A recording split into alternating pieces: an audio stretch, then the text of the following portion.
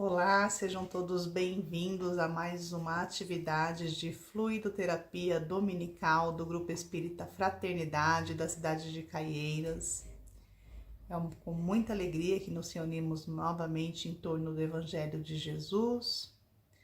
Vamos nos sintonizando ao mais alto, elevando o pensamento a Deus, Pai de infinito amor, pedindo que sejamos todos abençoados, pedindo a Jesus, nosso Mestre, que a sua paz esteja conosco, nos envolvendo, pedindo a espiritualidade amiga, nossos amigos espirituais, que estejam presentes, nos dando discernimento, o envolvimento necessário para a compreensão do ensinamento que vamos trabalhar hoje. Que assim seja, graças a Deus, que a paz de Jesus esteja conosco. Então vamos lá? Então hoje, para a gente refletir um pouco, o texto está no Livro da Esperança, é o capítulo 32, intitulado Compaixão e Socorro, e traz uma passagem que está no Evangelho de Lucas, capítulo 6, versículo 35, onde Jesus disse: amai, pois, a vossos inimigos. E no capítulo 12 do Evangelho segundo o Espiritismo, no item 3, Kardec nos coloca assim: se o amor do próximo constitui o princípio da caridade, amar os inimigos é a mais sublime aplicação desse princípio. Porquanto a posse de tal virtude representa uma das maiores vitórias alcançadas contra o egoísmo e o orgulho. Bom, Emmanuel ele vai fazer, como sempre, algumas observações sobre esse texto. E aí eu, lendo, fazendo a preparação para este vídeo, eu fiquei pensando, a gente vai ver um pouquinho disso no livro, nesse texto, mas eu fiquei pensando assim, adquirir virtudes, elevar a nossa moral, nos tornarmos bons e evoluir. Esses deveriam ser, os nossos objetivos na nossa reencarnação, nas nossas consecutivas vidas, Deveria ser simples, mas somos espíritos com livre arbítrio, espíritos de posse, a tomarmos as nossas decisões, as nossas escolhas e, infelizmente, por muitas vezes, fazemos escolhas que nos acorrentam, que nos ligam a outros espíritos, espíritos também devedores, situações que nos levam a ignorar as leis divinas. Bom,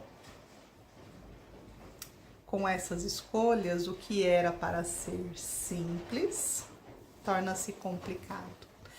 Nos ligamos ou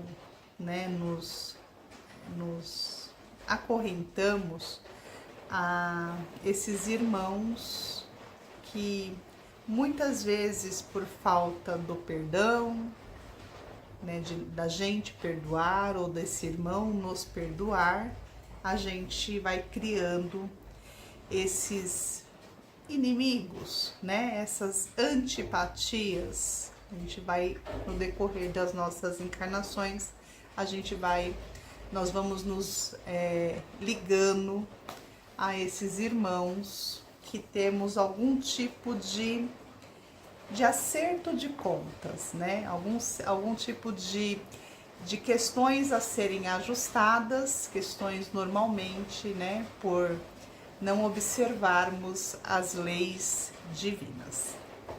E Emmanuel, ele começa o texto da seguinte maneira: não apenas os nossos adversários costumam cair. É preciso entender que as situações constrangedoras não aparecem unicamente diante daqueles que não nos comungam os ideais, cujas deficiências, por isso mesmo, estamos naturalmente inclinados a procurar e reconhecer. E ele continua, né?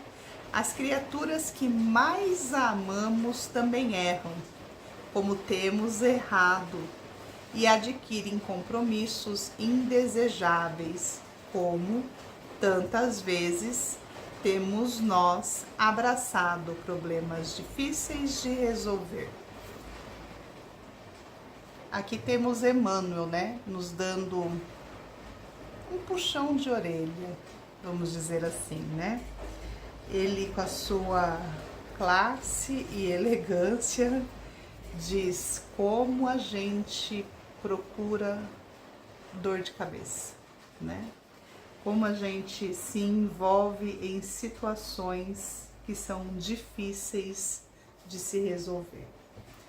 Bom, essa nossa reflexão, ela nos leva a pensar que um inimigo, ou essa antipatia que nós temos, é todo aquele que temos alguma coisa a ser ajustada, né? Todos aqueles que em algum momento no decorrer das nossas encarnações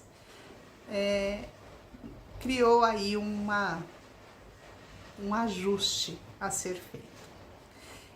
Só que a reflexão que eles nos traz é que, e quando é alguém que a gente ama, alguém que nós temos carinho, que nós temos respeito, que comete um erro com alguém, não necessariamente com a gente, né?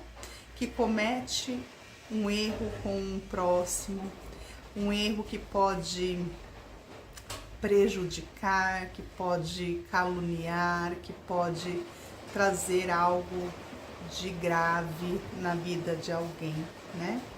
Então, quando a gente vê um irmão que a gente tem amor, caindo num erro, se tornando inimigo de alguém, inimigo no sentido da palavra de ferir alguém, né, prejudicar alguém, quando a gente percebe isso em quem a gente ama, eu acredito que uma das primeiras atitudes que a gente busca é auxiliar, socorrer, ter compaixão, que é o nosso tema hoje, né?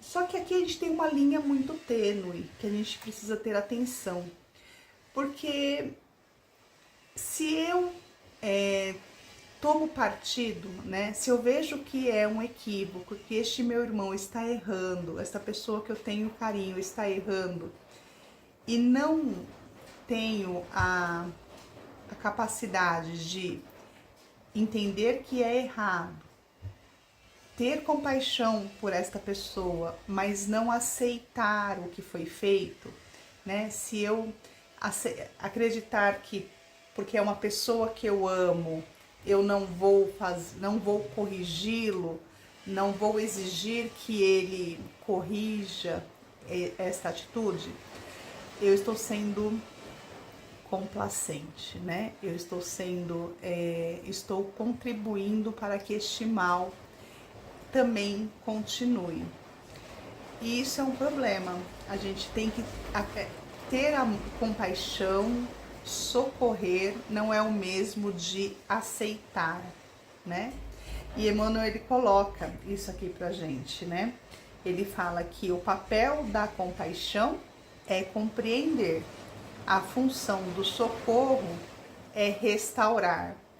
Mas se a compaixão acalenta o mal reconhecido a título de ternura, converte-se em anestesia da consciência. E se o socorro suprime o remédio necessário ao doente, a pretexto de resguardar-lhe o conforto, transforma-se na irresponsabilidade fantasiada de carinho, apressando-lhe a morte. Então, tudo tem que ser na medida certa, né? Eu tenho que ter compaixão, sim, compreender que todos nós estamos no erro, Mas eu tenho a mesma compaixão com aquele que comete às vezes o mesmo erro, mas não é uma pessoa que eu amo?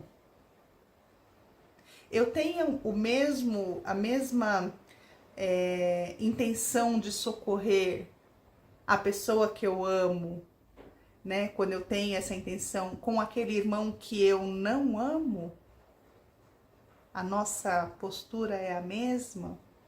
Então, amar aqueles que a gente não conhece é isso, é a gente entender que além do amor, porque Deus é supremo, né? Suprema justiça e bondade.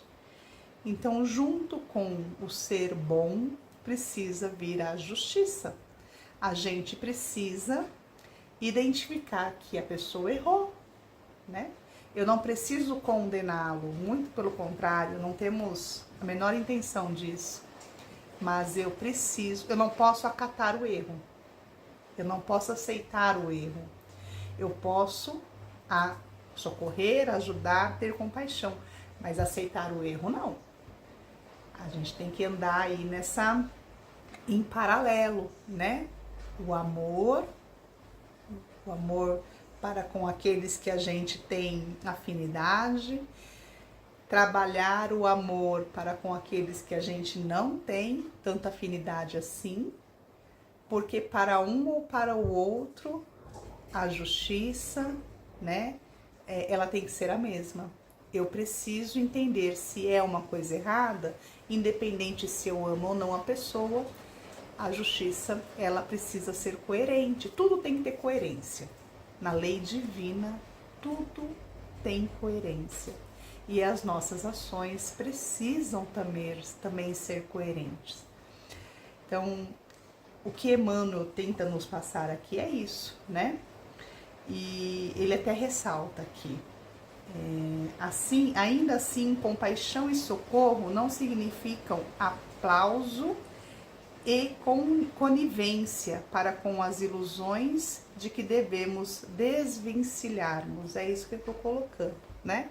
Então a gente não pode aplaudir o erro, não pode ser conivente com uma situação. Preciso corrigir. Jesus, continua ele, né? Exortou-nos Jesus a deixar conjugados o trigo e o joio, quer dizer, deixar juntos, né? Na gleba da experiência, de vez que a divina sabedoria separará um do outro no dia da ceifa. Mas não nos recomendou sustentar reunidos a planta útil e a praga que destrói, né? Então, a gente precisa separar o que é certo do sentimento de afetividade.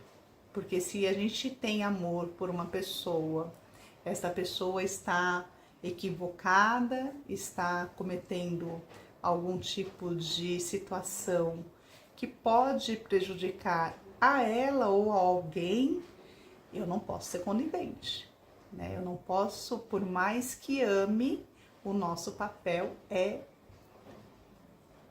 compreender, né? Corrigir, fazer aí ter a nossa compaixão, socorrer, mas não ser conivente. A gente precisa separar isso, né? Bom, Emmanuel, ele conclui o texto da seguinte maneira: reconhecendo, pois, que todos somos suscetíveis da queda, saibamos estender incessantemente compaixão e socorro, onde estivermos, sem escárnio para com as nossas feridas e sem louvor para com as nossas fraquezas, agindo por irmãos afetuosos e compassivos, mas sinceros e leais uns aos outros, a fim de continuarmos todos juntos na construção do bem eterno, trabalhando e servindo, cada qual de nós em seu próprio lugar. Então, a nossa reflexão hoje nos leva nesse caminho, né, da indulgência, de compreender que todos nós estamos passíveis de errar, Aqueles já erramos com muitos, muitos já erraram conosco, então ter aí o perdão como base na nossa vida, né? A gente precisa perdoar constantemente, é um dos ensinamentos de Jesus também. Então, perdoar sempre, né? Sempre e ter este movimento de compaixão e de socorro para com aqueles que nós amamos e que estão equivocados, mas também para aqueles que nós temos algum tipo de antipatia e que também podemos nós estarmos equivocados ou este nosso irmão. Então, este olhar de compaixão, né? Estarmos sempre dispostos a socorrer, né? A socorrer com uma palavra amiga, com um ensinamento e eu acredito que principalmente com o exemplo, né? A gente precisa praticar o Evangelho, não só falar do Evangelho, mas praticá-lo diariamente nas nossas pequenas atitudes, né, nos nossos atos, dentro de casa, com aqueles que estão mais próximos de nós, né, ao nosso redor, na empresa, no trabalho, no transporte público. São oportunidades que Deus coloca no nosso dia a dia para que a gente possa exercitar os ensinamentos que Jesus nos trouxe. Então vamos ter sempre esse olhar de compaixão e os braços estendidos para o socorro. Eram estas as reflexões de hoje. Agradeço a oportunidade, agradeço a Deus por mais uma vez estarmos reunidos. Agradeço a Jesus pelos seus ensinamentos, né?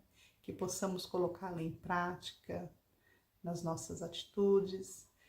Agradeço a espiritualidade amiga que nos sustenta, que nos dá o amparo sempre que precisamos.